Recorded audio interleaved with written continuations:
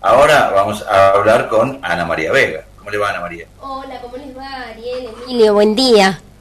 Buen día, la escuchamos un Buen poco día. agitada, ahora mejor.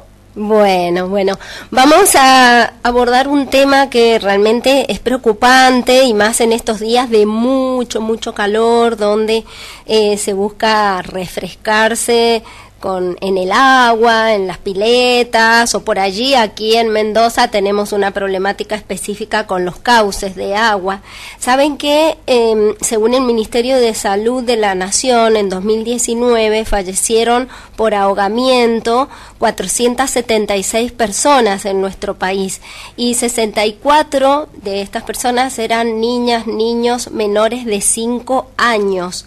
Por eso la Sociedad Argentina de Pediatría ha hecho un llamamiento a prestar mucha atención en este sentido, y ahora, para que nos brinde más detalles sobre estas recomendaciones, estamos en contacto con la doctora María Cecilia Rizzuti, quien es médica pediatra y es miembro del Comité de Prevención de Lesiones de la Sociedad Argentina de Pediatría. Charlamos un ratito con ella.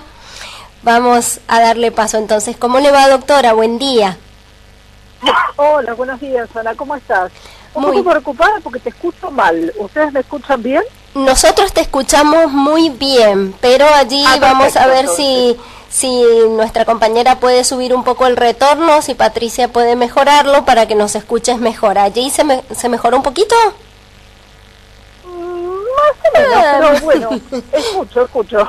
Bueno, contanos un poquito más en detalle cuáles son los datos que la Sociedad Argentina de Pediatría tiene en relación a esta situación y cuáles son las principales recomendaciones que debemos tener en cuenta. Bueno, lo primero que quería aclararte es que en realidad no es aclararle a la gente en realidad, ¿no? No es un problema nuestro de Argentina, sino que es un problema del planeta todo. La Organización Mundial de la Salud dice que es un problema de salud grave y desatendido, porque todos los años mueren más de 230.000 personas y en realidad hay un subregistro terrible. Se sospecha que en los países de bajos recursos las cifras que se publican son aún 4 veces mayores a las que están detectadas, porque muchas veces la causa de muerte es varios días después, entonces no entra como ahogamiento. Hay causas que no se registran, como por ejemplo las que por causa de desastres naturales. Bueno, respecto a nuestro país, el Ministerio de Salud cada 2 años hace una publicación de estadísticas. Por eso nosotros estamos publicando la del 2019, porque se publicó en el 2021 la del 2019.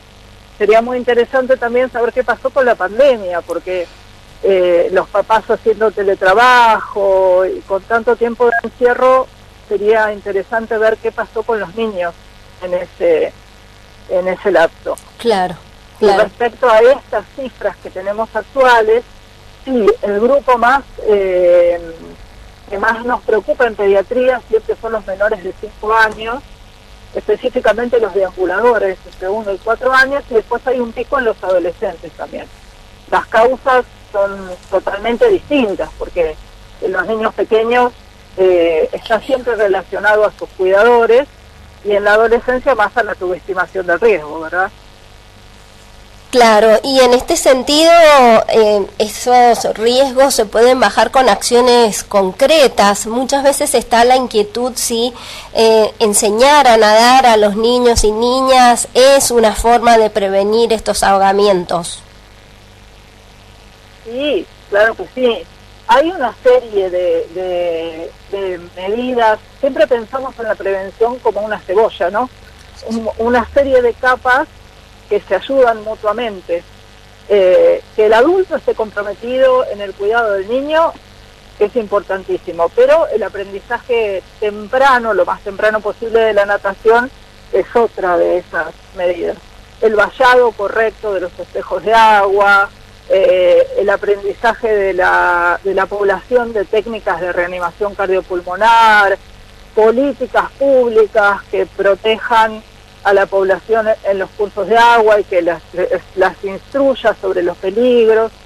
hay un montón de medidas muy importantes, además del aprendizaje de la natación. Claro, sí, como decía, particularmente en Mendoza tenemos la problemática vinculada con los cauces, ¿no? Con los canales, que son una forma, o sea, son las venas por las que se irrigan nuestros cultivos y por lo cual es necesario tenerlas, pero a su vez muchas personas que no cuentan con los recursos para acceder a clubes, a piletas, hay pocas piletas públicas, por ejemplo, donde pueda haber un seguimiento por personal especializado, entonces muchos niños, niñas, incluso familias se acercan a estos canales que no son espacios para bañarse, ¿no? Y tenemos lamentablemente muchos casos de ahogamientos por esta situación. Claro, por eso creo que es tan importante, Ana, y agradezco tanto estos espacios de discusión, porque es muy importante empezar a generar esta conciencia. Pero una cosa que querría decir es que no es necesario pensar ni en el canal, ni en la laguna, ni en el mar, ni en el río, ni en el dique. En realidad, los niños pequeños en general se ahogan cerca del domicilio, en una pileta mal secada, en una piletita inflable que no se dio vuelta y no se vació después de usarla, en un balde lleno de agua, en un pozo mal tapado, y estas cosas también son muy importantes. Ni hablar de los menores de 1 año, que a veces se ahogan cuando los papás los están bañando, cuando los cuidadores los están bañando, y se alejan por un segundito a recibir una llamada telefónica o el timbre o buscar el shampoo, y eso es algo que nunca debería suceder. El niño nunca tendría que estar solo en el agua. Claro, por eso es importante en este caso concreto que estás diciendo de tener todos los elementos de la higiene muy muy cerquita allí para que ni un segundo se deje de supervisar a ese bebé o a esa bebita que se está bañando. Exactamente, o si no salimos con el niño chorreando. Claro, exactamente. Pero no lo dejamos solo en el agua. Bien, para finalizar, ¿qué recomendaciones podés dar si sabemos que esto no tiene que pasar, pero si por un segundo pasa, qué es lo que hay que hacer inmediatamente para, facilitar la sobrevida de esta persona? Bueno, hay distintos escenarios. El primero sería una víctima consciente y sin dificultad para respirar. En ese caso lo sacamos del agua, le sacamos la ropa mojada, lo abrigamos, lo ponemos de costadito y después hacemos una consulta médica si es necesario. Otra cuestión es si se produjo un ahogamiento de poco tiempo, menor a 3 minutos, y nosotros lo estamos viendo y la víctima está inconsciente. En ese caso se inicia con ventilación. Es muy importante restaurar la respiración en ese paciente que se inicia con el paro respiratorio. Cabe aclarar que en esta situación de pandemia sería importante que lo hiciera una persona de la burbuja del paciente. Bien. Si contamos con los convivientes, mejor, porque es una seguridad más para quien está practicando respiración boca a boca. Si esto resulta, mientras tanto otra persona que está en las inmediaciones va llamando a la emergencia. Eso es importante también, que distribuyamos las funciones. Exacto. Si estamos en un espacio público, por ejemplo una pileta o en un club, sería importantísimo que los rescatistas tengan elementos de protección, como el filtro para el ambú, para evitar la diseminación del COVID y todo lo demás, pero bueno, hay guardavidas especializados a cargo. Y si no sabemos cuánto tiempo pasó, o la víctima no responde solamente a las insuflaciones, o no recupera la conciencia, tenemos que iniciar la recuperación, la reanimación cardiopulmonar. Bien, con el procedimiento que afortunadamente cada vez hay más cursos y a su vez también en internet, si no hemos hecho algún curso, hay profesionales que brindan a través de YouTube muchas de estas acciones, que lo importante es desarrollarlas, ¿no? Porque por allí hay mucha gente que tiene miedo, pero entender que cuando actuamos en reanimación cardiopulmonar estamos reemplazando la función que debería hacer el corazón y podemos salvar vidas es sumamente importante. Otro tema... Sí. Es importantísimo, estamos manteniendo la circulación, estamos manteniendo la ventilación y estamos minimizando la posibilidad de secuelas. Claro, de daño cerebral por no llegar oxígeno, ¿no? A través de la sangre. Claro. Los niños que están en paro cardiorrespiratorio siempre necesitan ventilación, a diferencia de los adultos que a veces solamente con el masaje cardíaco. Con el masaje, a veces salen, sí. Importantísimo eso que está diciendo, doctora. Y para finalizar, ¿cómo han analizado ustedes los datos en relación a las y los adolescentes? ¿Qué factores intervienen aquí? Porque por allí, en los más pequeñitos, más allá de la falta de supervisión, si son un poquitito más grandes, está la curiosidad, se acercan a estos espejos de agua, pero en las y los adolescentes, ¿qué factores influyen y cómo minimizamos esos riesgos que pueden existir? Bueno, los adolescentes en general son osados, confían mucho en sus capacidades y entonces a veces también la subestimación del riesgo se asuma a la subestimación, se me trabó la lengua, perdón, sí.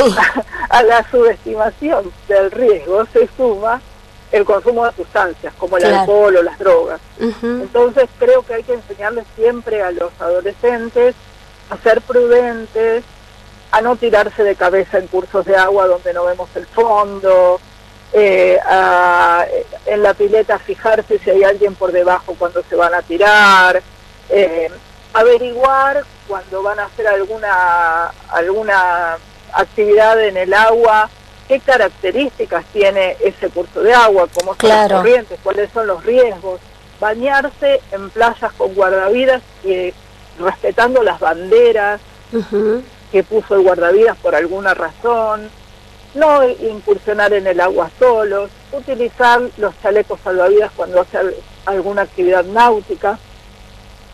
Hay un montón de cosas que habría que ir charlando con los adolescentes. Exactamente, sí, y priorizar sobre todo el autocuidado y el cuidado de las otras personas, ¿no? Porque por allí, al no medir el riesgo en una pileta, muchas veces hay golpes que se dan queriendo hacer algún tipo de pirueta, compitiendo, ¿no? Y pueden darse golpes realmente muy dañinos. Claro, y también eso hay que tenerlo en cuenta. Las personas que saben nadar habitualmente no se ponen el chaleco cuando van en una embarcación pensando que ante cualquier eventualidad saben nadar, pero puede suceder un golpe y quedar inconsciente en el agua, y esa es una de las razones por las cuales son tan importantes las medidas de protección. Bien, me llega una pregunta de Alejandra respecto de el consabido corte de digestión. Si eso existe o no y en qué medida hay que cuidarlos, porque siempre se les dice, y esto lo sumo yo, ¿no? Como mamá, y como que siempre lo he escuchado y cuántas veces quizás lo he dicho, tenés que esperar un rato después de almorzar. Pienso en las fiestas, pienso donde hay comidas copiosas y después quieren ingresar a la pileta. Eso lo inventaron para que los chicos se vayan a dormir la siesta. Está bueno eso. En realidad también pensé que era una leyenda urbana, pero no. Es cierto. Y tiene una lógica dentro de la fisiología. Durante la digestión hay todo un mecanismo con un redireccionamiento de la circulación para favorecer la digestión. Si, por ejemplo, nos tiramos en una pileta helada, la sangre que necesitaría ir al músculo y a mantener la temperatura de la piel está ubicada en otra cosa y hacemos lío. Es preferible esperar un ratito, es verdad, Alejandra. Alejandra era la que preguntaba, ¿no? Sí, Alejandra es nuestra oyente. Claro, la explicación pasa por ahí. Me imagino que será mucho más complejo cuando está más fresco y bueno, y realmente exacto. necesita la sangre ir a las extremidades para calentarlas, ¿no? Y allí el estómago Exacto. queda un poquito relegado en cuanto a ese proceso. Pero Si querés, sí. Acá la siesta es importante, pero hay una base también. claro, claro. Si queremos poner los pies en una palangana no va a pasar nada, pero hay que manejarse con lógica, considerando estos procesos fisiológicos. Fantástico. Bien, muchísimas gracias por este contacto y vamos a seguir difundiendo todas estas recomendaciones que nos parecen sumamente importantes porque sí, realmente las cifras son alarmantes y queremos que se disminuyan estas situaciones. Muy amable, María Cecilia. Muchísimas gracias a ustedes y muchas gracias por tomarse este trabajo de difundir porque así entre todos creo que podemos empezar a destrabar esta madeja tan dramática, ¿no? Así es, sin duda, doctora. Muy amable. Bueno, un abrazo para ustedes y felices fiestas. Igualmente. Muchas gracias. Estábamos conversando, Ariel, Emilio, con la doctora María Cecilia Rizzuti. Ella integra la Sociedad Argentina de Pediatría, que hace este llamamiento, ¿no?, a prestar mucha más atención cuando las niñas, niños y adolescentes se vinculan con el agua, pero yo también lo pondría para todas las personas, ¿no?, para adultas y adultos que también son demasiado confiados con el agua y así después aparecen lamentablemente en las noticias.